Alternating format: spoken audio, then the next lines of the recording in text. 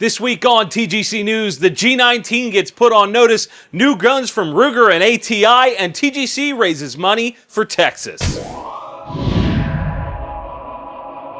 LaserMax offers some of the most rugged aiming assist devices around. With a low-profile option, such as their guide rod lasers, you can keep that factory look or even add a tack light without taking up rail space with the laser. Combining over 25 years of experience with modern materials and technology, these things are built to last. Available in red, infrared, and green for many popular handguns. To learn more, head over to lasermax.com. Welcome back to another episode of TGC News, the only gun news show that covers things you actually care about. My name is Jon Patton.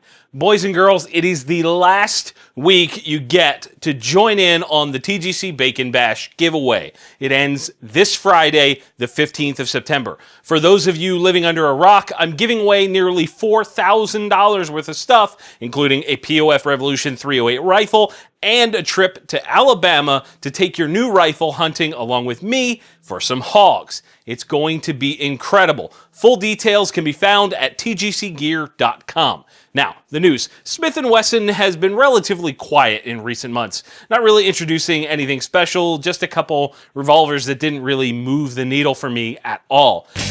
I went down to the beach and saw Kiki. She was all like, and I'm like, whatever. I suspected they were waiting until SHOT Show to release things, but that was until this past weekend rolled around and the M&P2.0 compact was leaked. Now, to be clear, the M&P line of pistols has always had a standard like full-size gun and a subcompact, but never something in the middle until now. After years of Glock 19 sales doing extremely well, Smith & Wesson got their crap together and released a mid-size gun. And prior to this, the only 2.0 guns were full-size. Let's hit the specs on this one. 4-inch barrel, shortened grip length, 4 grip panels, 2 15-round magazines, the 2.0 texturing and trigger, and you can also get these with or without an ambi safety. They also come with 2 adapters so that you can run the full-size 17-round magazines in these guns as well. So essentially what you have here is a direct competitor for the Glock 19, just shy of 30 years late. I mean, sure. M&Ps have always gone head-to-head with Glock. Let's not kid ourselves about that. But it is very interesting that Smith waited this long to release a gun this size. And yes, I know it's available in 40 Smith & Wesson, but I encourage you all to just let that cartridge die peacefully. Personally, I can't wait to try it and get my hands on one of these and compare it to the other models out there. I'm a huge fan of the M&P ergonomics, so this should be a welcome addition to the family. Because this was leaked, Smith & Wesson has been fairly quiet about it. However, Brownells is smart enough to strike when the iron is hot and already has the item listed for sale on their website at $499 for pre-order. I'm curious to see what you guys think. Is this too little too late, or are you chomping at the bit to get one of these for yourself? Let me know down in the comments. And in Because We Can news, Ruger has expanded the rimfire side of things once again on their Mark IV line with 2 new pistols. In case you're unfamiliar, the Mark IV came out almost a year ago and is probably one of the best rimfire pistols on the market because of one feature: the easiest takedown on any gun that I've seen, a single button. It's incredible. Anyway, the 2 new models are the Standard, which is a new take on the classic look of the Mark I and features that distinct tapered barrel and raked grip angle that the Mark series has been known for. These will be available in 2 different barrel lengths, 4.75 and 6 inches.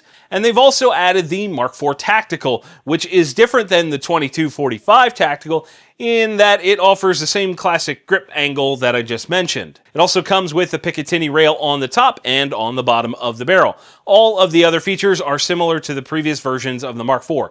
10-round mags, decent trigger, better controls, and of course, fantastic takedown. The MSRP on the Standard is $449, while the Tactical is listed at $569. American Tactical has also released a new gun that is closer to the 1800s version of Tactical. Haven't had a hanging in a long time!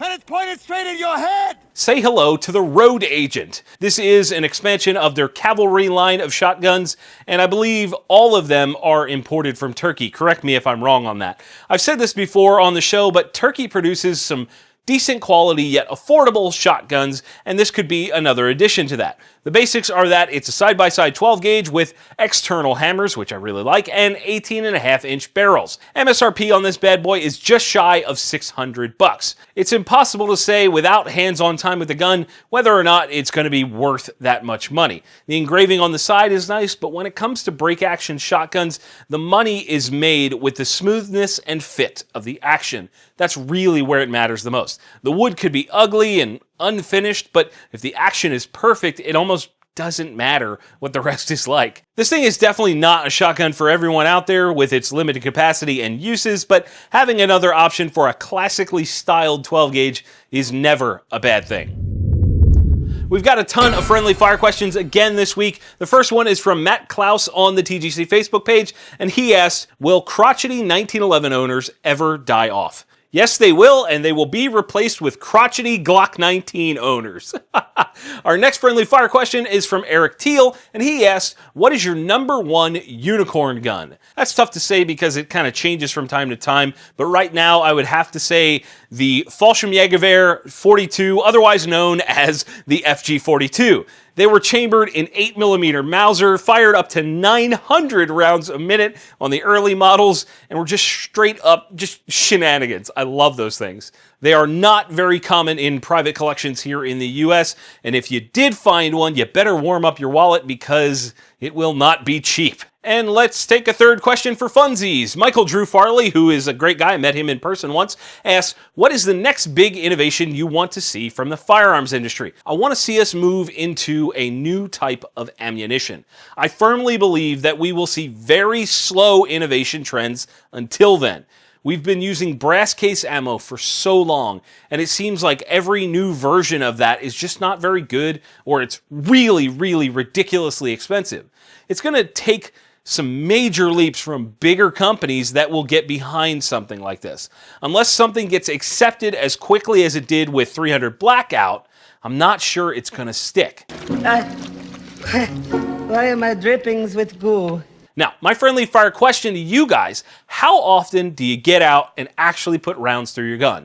Are we talking once a month, once a week maybe, or maybe just a few times a year? Let me know your thoughts in the comments down below. And hey, if you have a question you want answered here on TGC News, you can head over to theguncollective.com and send it to me on the friendly fire page.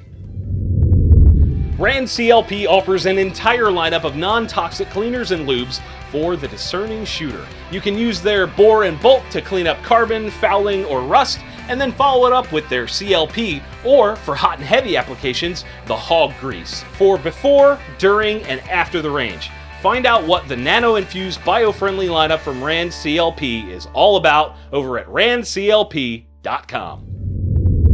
And before we go, I want to say a huge thank you to Magpul, Scalpel Arms, and anybody that checked out our live auction that happened on Friday night. It was kind of a spur-of-the-moment idea that grew really, really fast. Friday night, we had a live auction on Facebook and raised over $3,000 for Texas hurricane relief. And we aren't going to give that money to some huge charity like the Red Cross or some other charity where you don't really know where the money's going. Christian, the owner of Scalpel, not only did he design the mags that we were auctioning off, but he has also been down in the affected areas near Houston helping people. And that money will go straight to continuing to help those folks in need.